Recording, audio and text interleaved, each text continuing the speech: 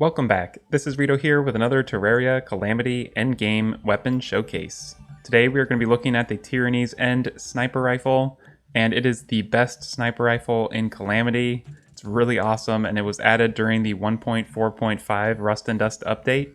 This weapon can be obtained after defeating the Jungle Dragon Yharon Phase 2. Today I want to check out this new amazing rifle and see how it compares to some of the other Auric Tesla weapons and see if this is something that's viable for Supreme Calamitas. First, let's take a look at the tooltip. The Tyranny's End has 12,896 range damage with all of the gear that I have currently equipped, which is the Auric Tesla armor for the Ranger class. And then I've got Celestial Tracers, Asgardian Aegis, Rampart of Deities, Affliction, the Sponge, the Community, and the Core of the Blood God. And all of these are rolled to Menacing. It has 130 critical strike chance, extremely slow speed, insane knockback, and it says pierce the heart of even the most heavily armored foe. It says it fires a sniper round that can bypass enemy defense and damage reduction. Rounds mark enemies for death and summon a swarm of additional bullets on crits. First, let's try this on a super dummy, and let's see how this is doing. Well, it's only doing like 160,000 damage. It's kind of interesting. I was expecting it to be a lot higher. So on an improved dummy, it's also only doing about 190,000. For an Auric Tesla tier weapon, that's actually pretty low for single target dummies. I'm curious if it does better on bosses, because maybe it's because these don't have a lot of damage reduction. So let's try this on Providence and see how it goes. So we're doing like 160,000 damage.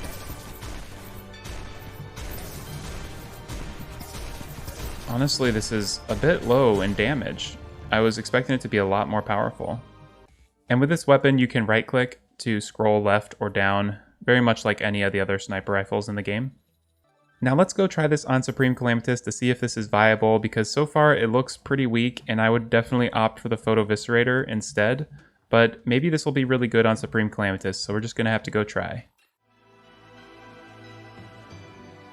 It's been a little while since I've done a Supreme Calamitas fight, so we'll see how this goes.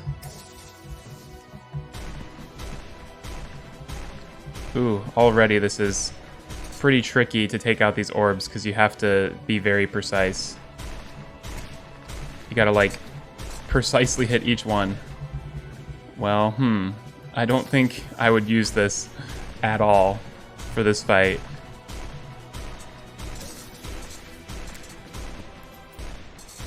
Against Supreme Calamitas, it's easy to land shots, but the damage is still pretty low. And for other parts of the fight, it's really bad. You could definitely do the fight with this if you were really good, but compared to something like the Photo Viscerator, I don't see why you'd want to choose the Tyranny's End. I think I'm going to end the fight right here because I think it's going to be a pretty slow fight with Tyranny's End. When you have something like the Photo Viscerator that can easily do 650, 690,000 damage, or with the right click, it can do even higher, like 1,000,000.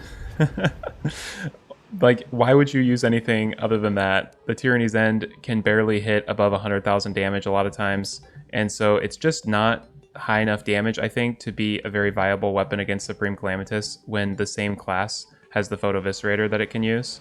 And this is actually the right-click attack from the Photo Viscerator. I forgot to mention it in a video a while back. Now let's go ahead and take a look at the recipe to craft the Tyranny's End. It requires the Draedon's Forge, the Vortexpopper, the Golden Eagle, the Anti-materiel Rifle, and Auric Tesla Bars.